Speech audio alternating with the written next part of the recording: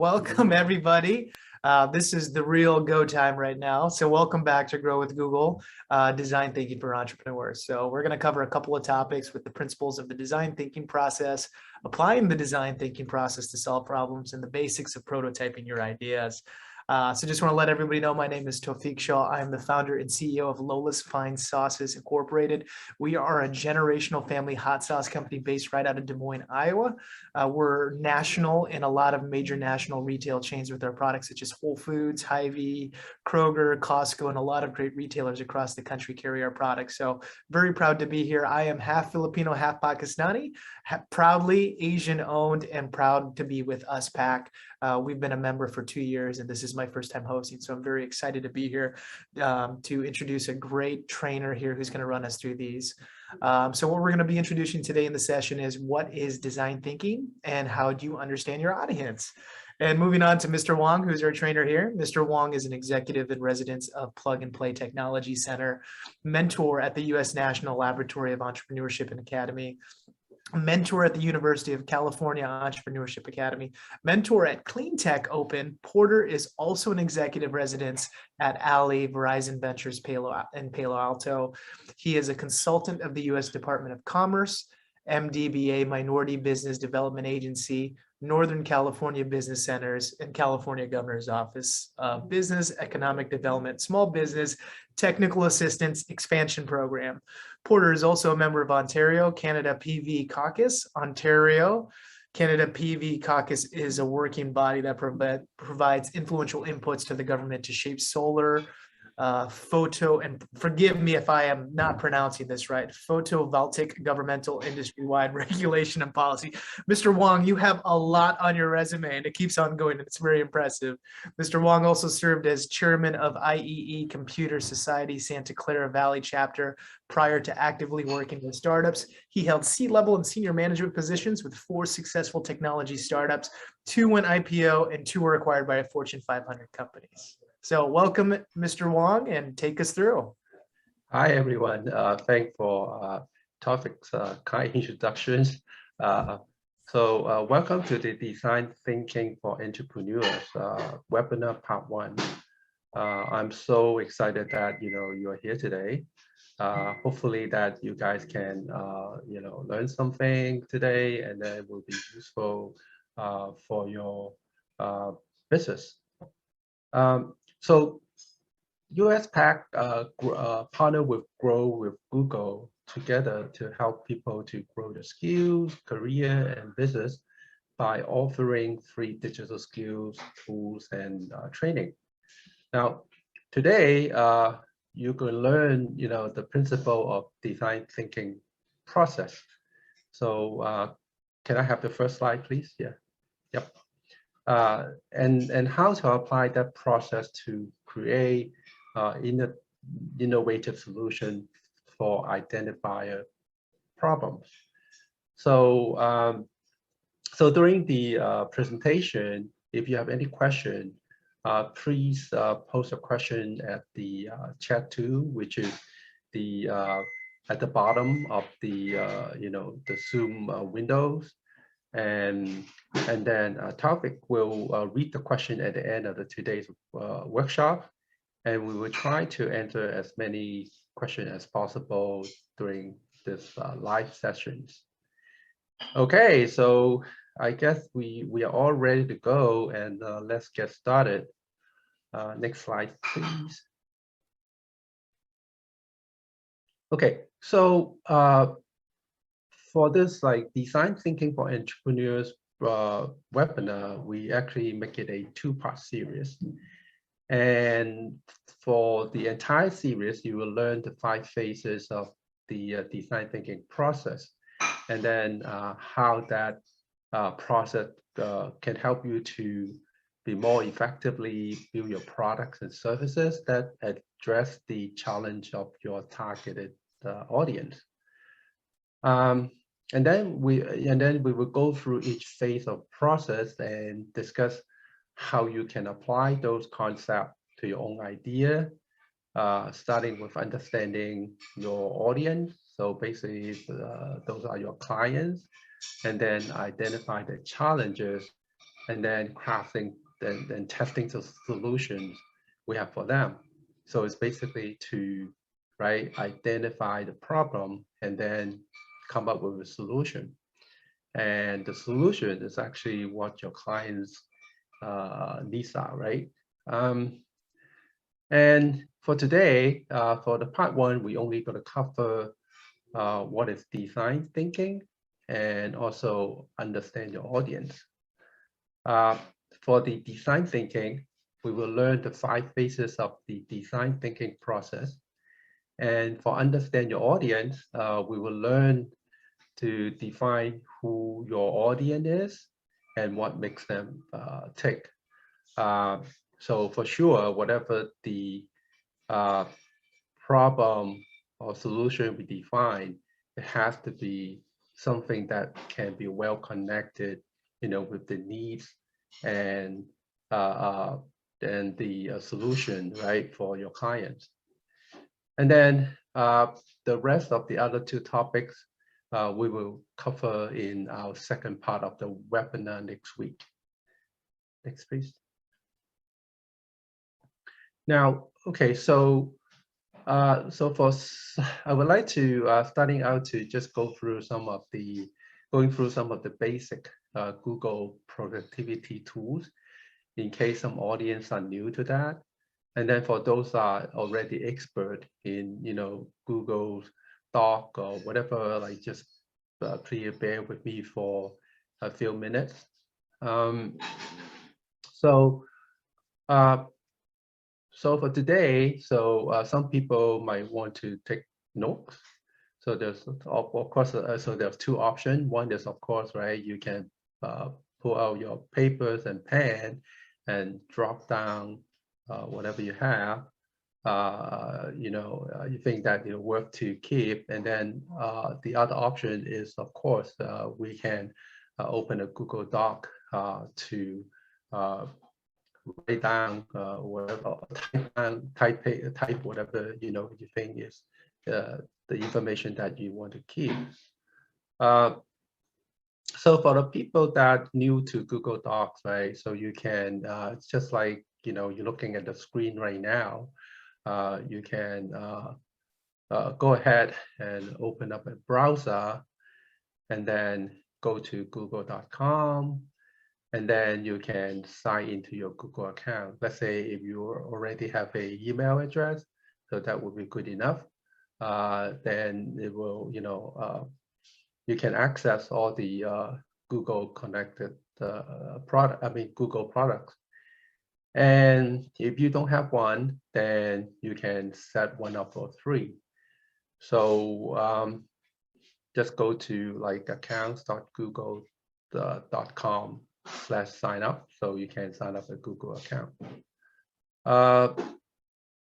Okay, so next slide, please.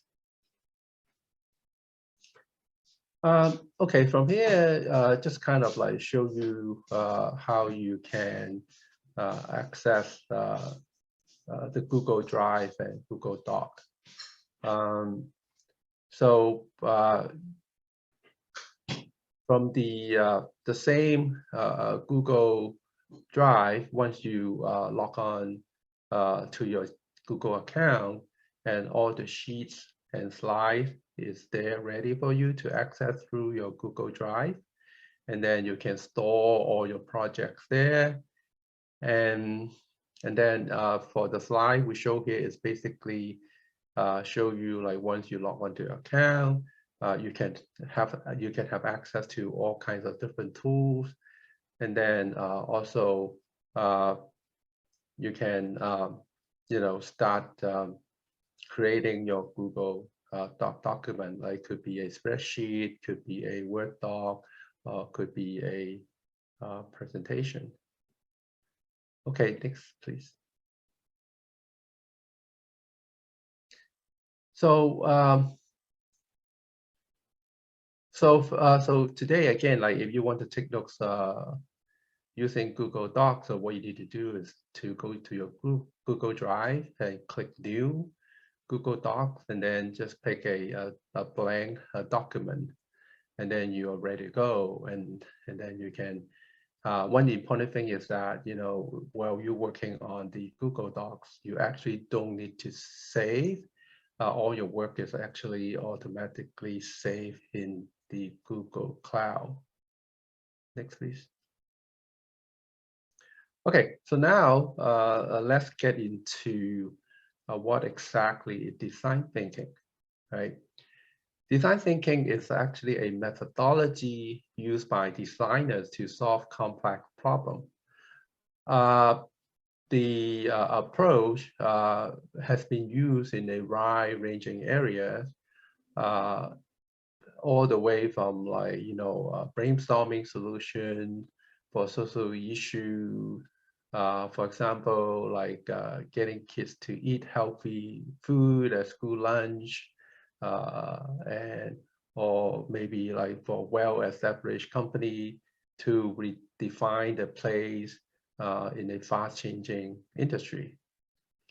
So you might use design thinking to come up with your first business idea. If you are already have a business, then you may use the methodology to improve an existing service, product, website, or come up with the next, great product, or find a new way to connect to your customers, and something like that. So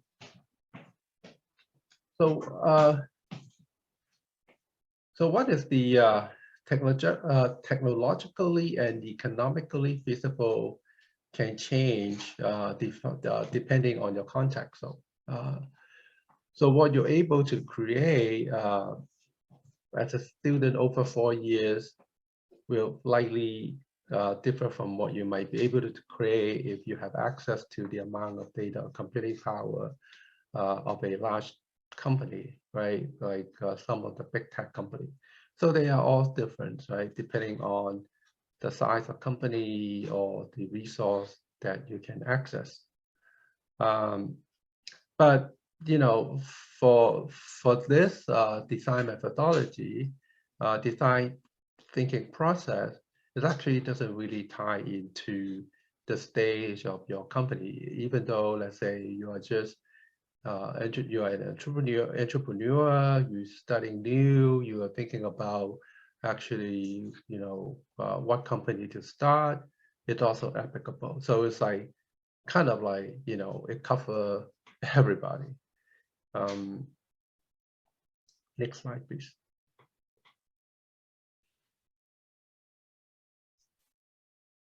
Okay, so the design thinking process actually is created by the Stanford, the university, and the famed design company IDEO. So it has been successfully used to create small projects and big projects. Has been also widely successfully used by a lot of companies. And the methodology actually have 5 phases. And today we only cover phase 1 and phase 2. The remaining 3 phases, we're going to talk about those in our next webinar. Now, so the first one is empathize. So you basically, need to observe, right, your ideal audience, and then engage with them, and then immerse yourself in the challenges and needs. And a good design is actually all about understand the needs of your users, right? So you don't understand the needs, fully, the chances are you're not able to come up with a good product that your clients will need, right? And the second phase, okay, is define, right? In the defining phase, you express the problem of your users in the form of their point of view. Next, please. Okay, so now let's go through some example, right? we have talked about what design thinking is and the phases of this methodology. So how, design thinking is actually used in, real life in practice. So in fact, they are actually products that you use every day, and they were created by, with the design thinking process. So the designer and the innovators, they thought about you, the consumer, and the needs or challenges you had around your everyday activities, and to make a product and service that consumer will buy and use. So in most cases, right, actually, I would say almost all of the successful product now are actually defined by the frustration, right, of the everyday users of a particular with the existing products or area, right? And how come it doesn't do the job for me? And then the innovator, right, based on those frustrations, and then come up with a solution, and that is everybody's needed. So let's go through some example, right? So so many of you are, I think actually most of us nowadays are watching on-demand video, right? Or television, or like using streaming service through our cable provider, or could be just through our cell phone self-service provider. So in the past, right, think about the challenge of television watchers, pre,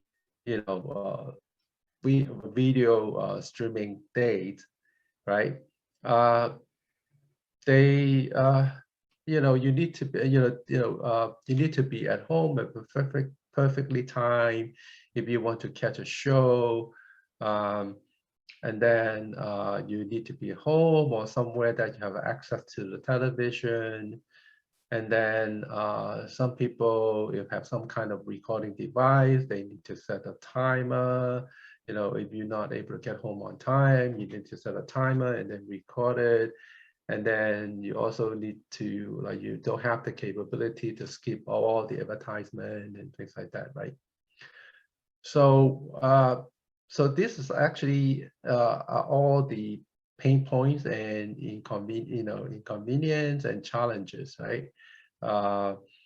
That based on all these issues, right? Innovators like invented the on-demand television, and then later on, with the streaming services, right? So it's basically, there's a huge problem, for people to want, they want to access, the kind of videos that they want to watch at any time, right?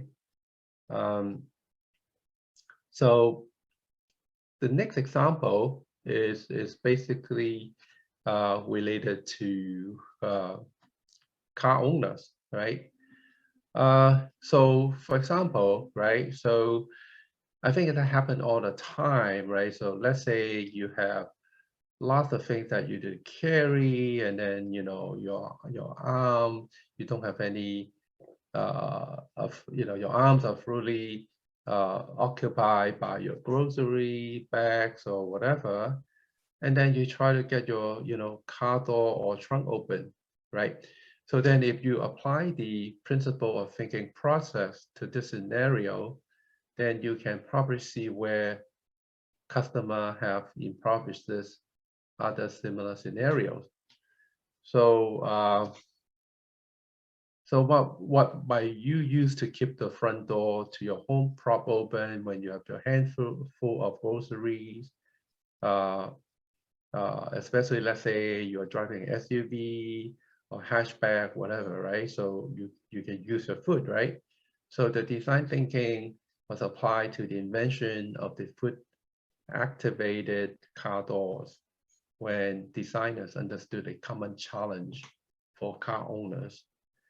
And then the resource available, to them in this scenario is basically your arms are all tied, but you have foot, right? You have your 2 foot, you have your feet. So the last example is the ride sharing example, right?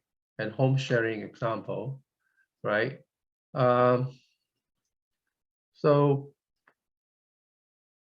the ride and home sharing brands are born from challenges that we have likely all had, right? We all faced in the past, right? So let's say you were planning a family trip and wanted more space than a hotel room. And then also like oftentimes, right, if you can rent off you can rent a home, other than more space, you might even have like more, it's cheaper, and also you can also have like more utilities and amenities for you at your disposal, right? Um, so maybe maybe you want a kitchen, or maybe you just want to be away from downtown of all the hotels are. So it really, and even maybe more privacy, right? So it makes a lot of sense to rent a local homeowner's place. And then the same is true for ride sharing, right? Um, so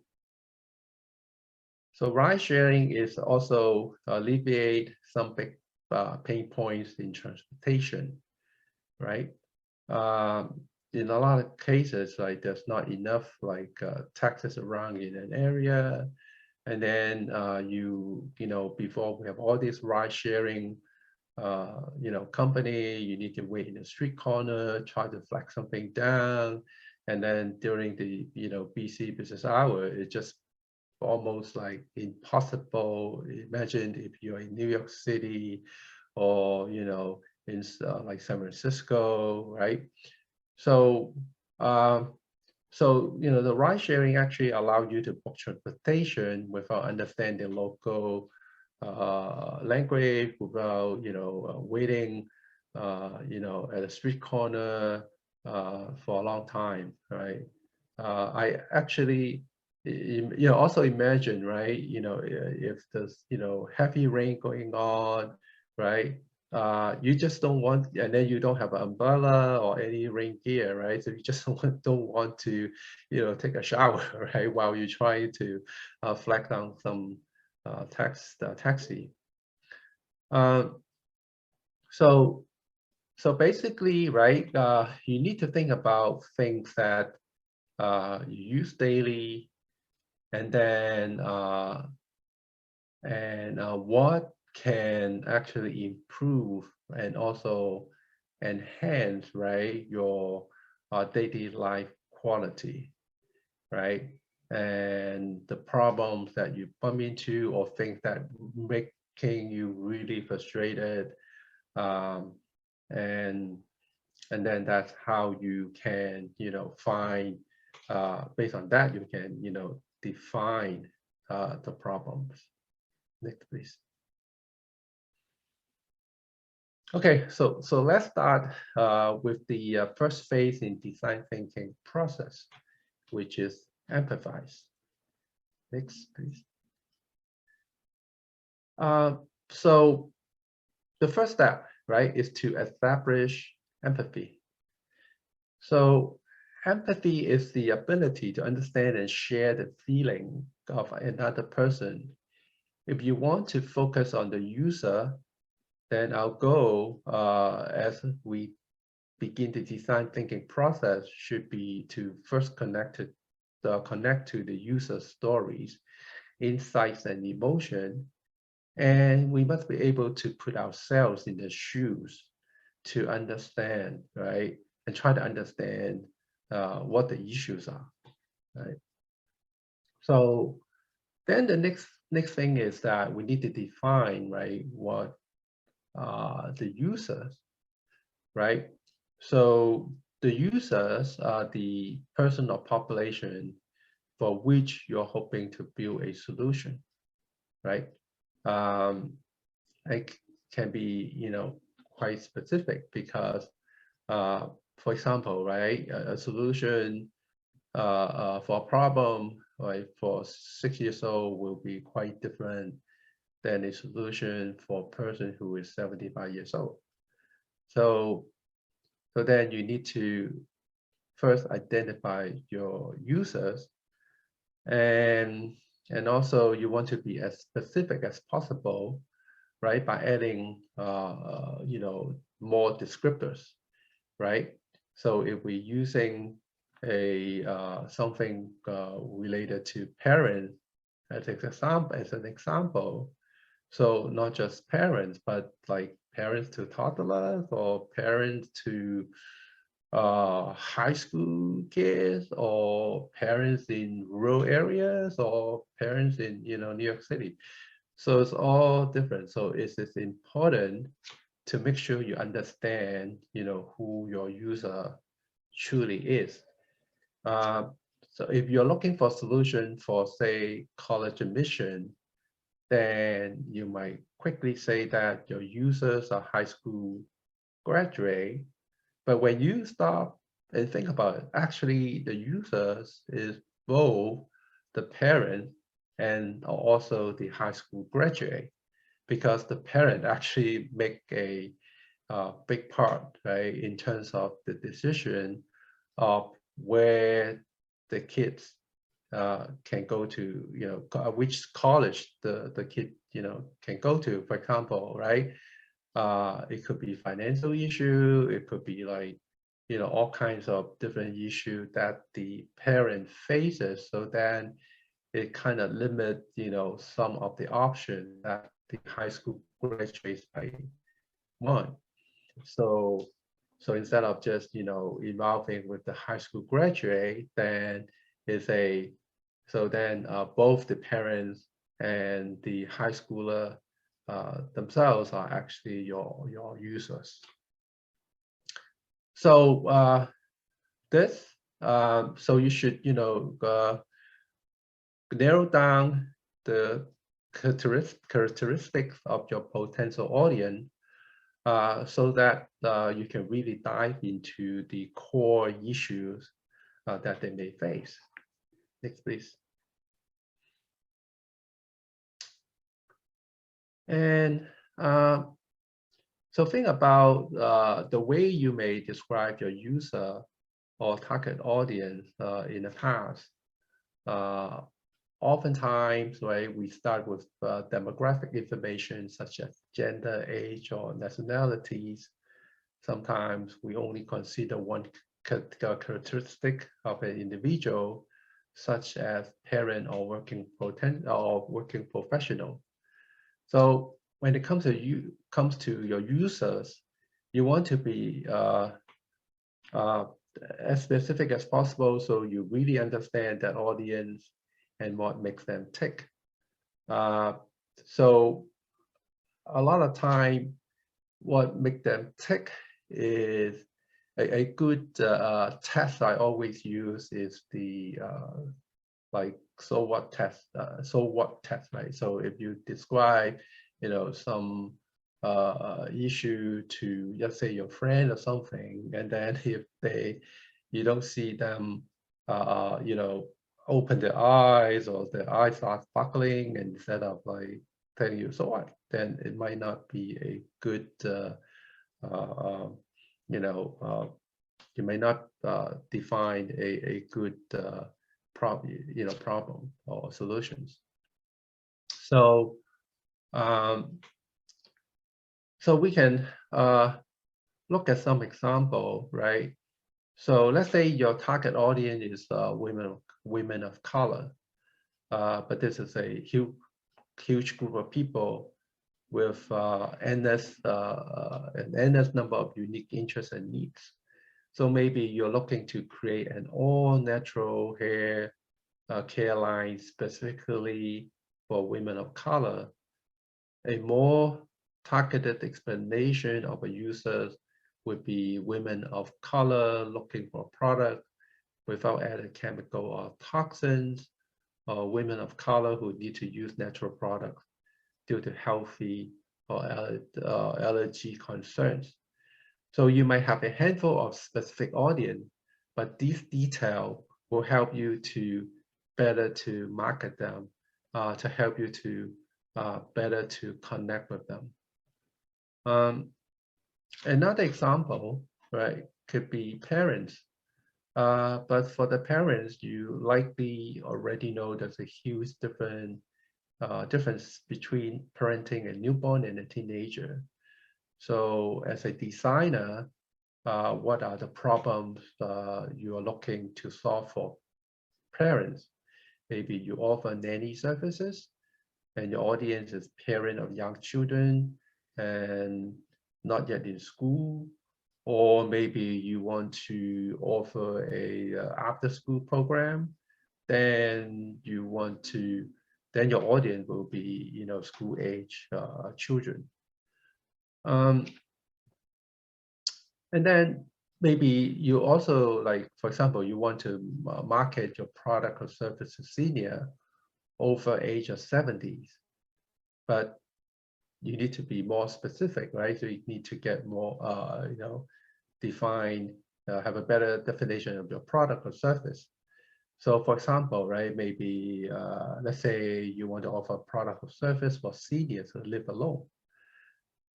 So therefore, right, it will refine your marketing effort to seniors over 70s in a single member household. Or like seniors over 70s, so they live alone or they don't have like kids, live close by, right? So lastly, let's look at the Latinx college student as a potential user group. Latinx college students make up a large group, but maybe you're offering temporary housing to college students.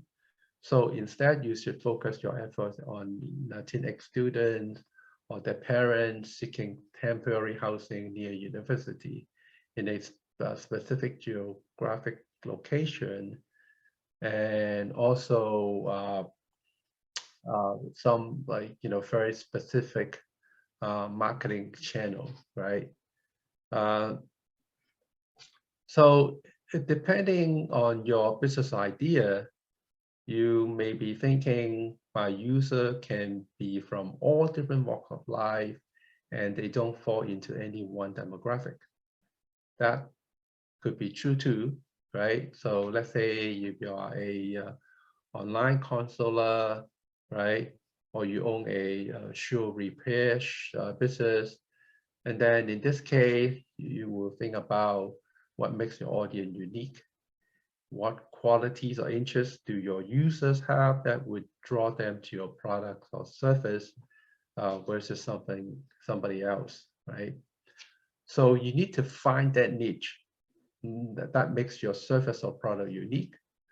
For example, right? So if you're in a shoe repair service, you might offer like 24 hours turnaround time for repair, or maybe your shop should near a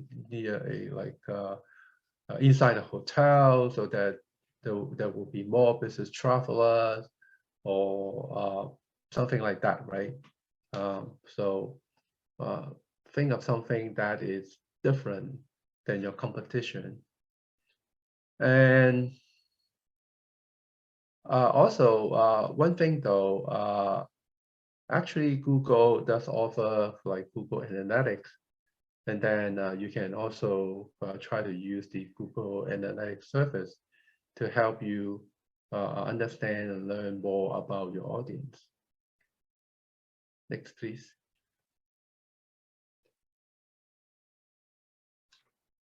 Okay, so let's try to do an activity.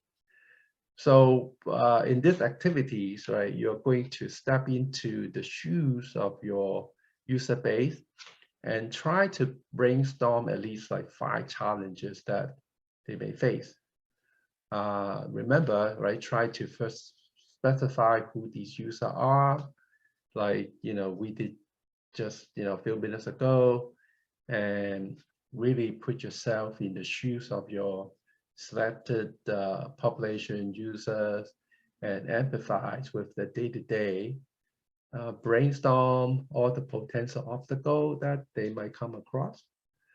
And okay, so how about let's take 3 minutes for you to do this exercise. And then at the end of the 3 minutes, I hope that one of you will share your thought with us.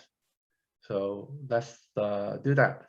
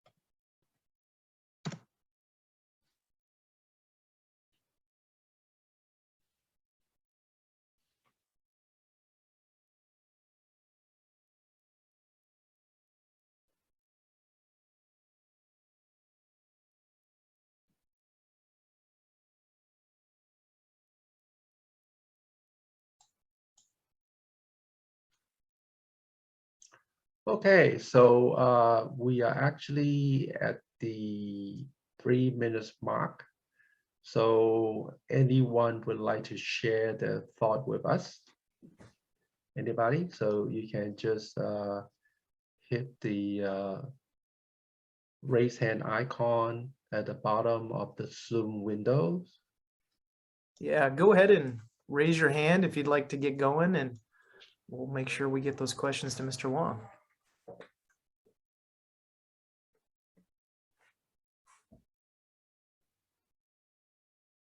Okay, so audience is kind of quiet. So yeah, I'll go. Mr. Wong, how about I go? yeah, exactly. Yes. All yes. right, I'll lead us off. So Okay. my audience, I chose, and this can vary. These are very, I just chose a small business owner, somebody starting their own company, is my target audience. And, some of the challenges that they face, could be anywhere from marketing to influencer, trying to get their brand out there, the supply chain and inventory, capital, access to capital, financial reporting. And sometimes, being a small business owner, a lot of them wear a lot of hats within their own company. So gauging and understanding your audience when you're reaching out to some of them, they fall into this category. And I figured I'd just whip that out and get that going. Oh yeah, that's you're right on topic. And actually as a small business, right, especially when you're starting out, right? In the past when people ask, hey, so what do you do, right? So for your small business, I would say I do everything. I mop the floor, I dump the garbage, just whatever, Been there, right? done that. Yeah, exactly. And then yeah, so I think those are very good input. Okay, so if we don't have anybody else to share their challenges with us, then I think we can continue. So let's go to the next slide, please. Okay, so our next phase in the design thinking process is to define a problem statement. Next, please. Okay, so now we just gone through the exercise of try to get a clear image of who our users. Now we want to operationalize the problems. To do so, let's focus on one core problem from our list of challenge that we have just created, for our user. This core problem can be a synthesis of the list or one that just stand out the most. Using this core problem, we will be able to create a problem statement. So what is a problem statement and why do we need it? The problem statement will be a statement that clearly organize the characteristic of the user's need, or the core problem you just identified, and the insight into why the user is experiencing this need. Developing a problem statement is very critical in the design thinking process. So let's go through an example. Next, please. Now, okay, so this is a problem of this is a sample of a completed problem statement. Here we have our user Sam, who is a BC manager. His need or core problem is that he needs a way to integrate healthy eating habit. The reason why he has this need or the insight stems from a desire to not feel like he's on a diet. So this problem statement is telling us that we need to help Sam find some solutions that will integrate healthy eating habits for Sam without making him feel like he's on a diet. So it can be tempting to try to insert a solution during the problem statement stage of the design thinking process.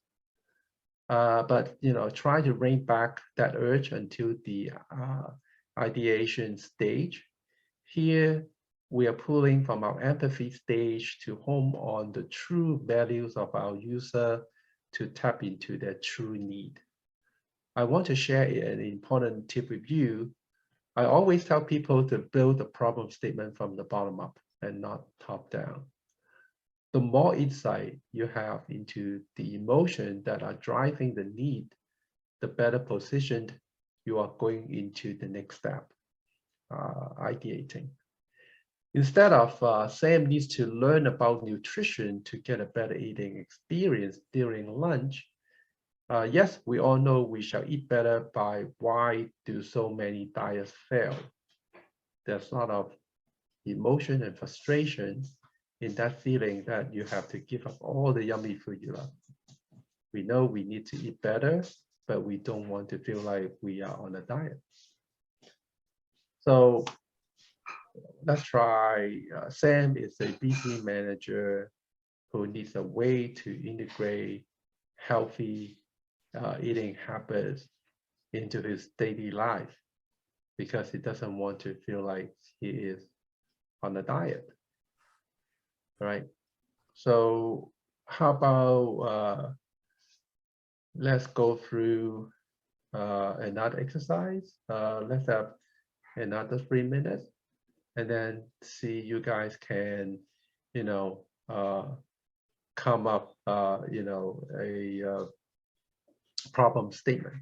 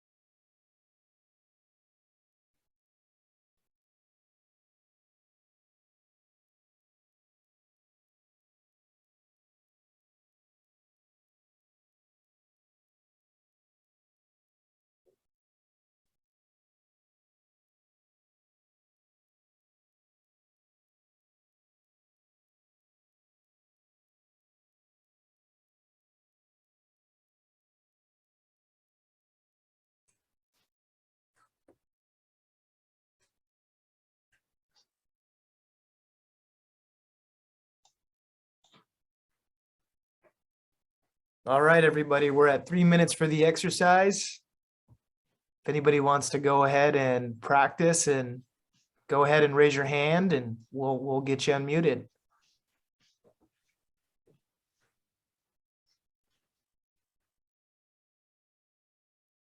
Go ahead, Hannah. Sounds like your hand's up there.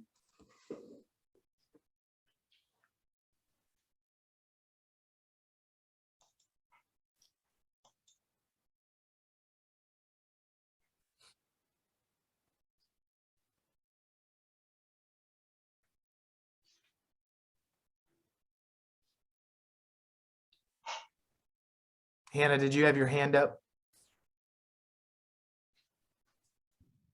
Is she unmuted?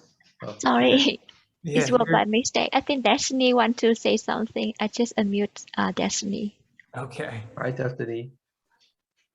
Hey, Destiny. Good afternoon, everyone. Good afternoon. Hey, how's it going, man? You are can- Destiny. You are up. Yeah. Yeah, how are you? I hope all is well. Good, good. Good. So the first question I have is, how do you know what people really need? That is the very tough question. right? So actually, earlier there's also, I think there's another question asking about, is there tools, right, that people can use? But I think unfortunately, there isn't a thing that you can type in, what everybody needs. I mean, I think that okay, so needs is one thing. The second thing is like whether you have the expertise and know-how. So right in that field or in this area, in that area. So it's very important. The best way is to, first of all, right, to just do a lot of observation and then try to see, let's say, the problems your friends or yourself bump into, right? And then from there, you kind of like, so, dig it deeper and study whether that is like, something is only like a tiny, small portion of people that, might bump into, or actually that is a problem that everybody, face every day. So you actually do need to do some research, and like I mentioned, like once you kind of like so you kind of, I think it's like try and error step, right? So you kind of like, okay, thinking, hey, this could be a problem. So you need to do a little bit of research. You can use, like, for example, right, the Google Analytics, or to help you to define that. And also you might need to do some reading and see whether there's any other article also have people thinking that is a problem. So I give you two examples. For example, right? So actually, I know, like, probably a lot of people are using eBay, right? So how eBay actually all started is back then, of course, eBay's been around for like a long time, like I don't know, like for sure, like 15 years, whatever plus. So when the founder first started, right? So is that his wife, want to, sell some of the family, you know, beyond, stuff, right? So, but, without doing a garage sales, right? So then, so the founder actually, right, try out to post, right, the product that they want to sell into the internet. And of course, they are the first mover, right? So back then, so once he posted, and then they begin to find out, oh, actually, we got a lot of inquiry, and then there's still, start, a lot of people asking me how I can do that and things like that. So that's how they start eBay, right? And we look at a more recent example for Airbnb, is that the two founders actually at that time, before they found the company, they both lost their jobs, and they actually broke up with their girlfriend, and then they looking for rent money. And then it just happened to be at that time in New York City, there's like, there's a lot of concerts going on and things like that. And then they found out, hey, a lot of young people were looking for a place to stay, and then, they can't afford an expensive hotel. And then they start actually, renting out, they're actually all at the beginning, it's their own apartment, right? And then they go from there. So it's a discovery process, but it's kind of like the first thing to start is probably look around, your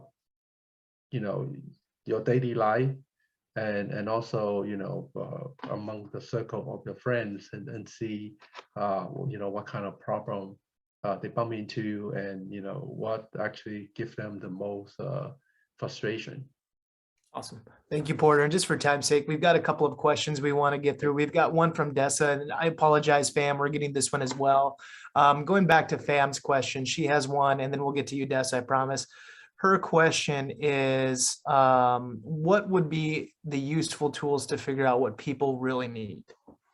yeah, so this is like difficult, right? So there is such a thing that it type in, what people need. So then it kind of go back to what I said earlier, is that look at what kind of problem actually even yourself, right, you face every day, right? It's just like and also go back to the early example, right? For the automatic foot sensor in the SUV, right, or a hatchback car. How people come up with that is because like, oh, when they need to carry a lot of stuff after grocery shopping, whatever, it's no way, it's very, very difficult for them to open the trunk or open the hatchback or things like that. So then they think, hey, I have but my foot, is free, so then I can use my foot. So you need to, start observe, your daily life, right? The problem that around you every day, and then that's something you might want to come up with a solution. Very good. And then Dessa has a question. Dessa, go ahead. Actually, it wasn't a question, it was a problem statement. So I don't know if we're still doing those, but I work in the field of real estate. And so one of them is, as we have elderly parishioners with historic properties and they have fewer and fewer people, they're trying to figure out how to monetize their land to take care of repairs or to keep the church going. So, it's certainly not high tech, but it's actually kind of a generational problem as parishioners get older. My favorite story is, of course, the one of Spanx, right? With a woman who wanted, seamless undergarments, and was convinced that she wasn't the only person. So it's very interesting to see the female dynamic in this, looking, and the mom issues that are resolved by female entrepreneurs as well. Very good. Thank you, Yeah, Dessa. very good. Yeah, thank you. Thank you for sharing Awesome. with us. Yeah. All right, everybody, with just 1 minute left, want to wrap it up real quick. And Porter, thank you very much. Sir, Mr. Wong, you did a great job. Impressive presentation and very, very helpful and insightful. I hope this has been insightful for everybody. Again, my name is Tawfiq Shah. I'm the founder and CEO of Lola's Fine Hot Sauce. Super excited to be hosting this event. Make sure to stay tuned and come back and join us on November 23rd for part 2. All right. Thank you. Thank you.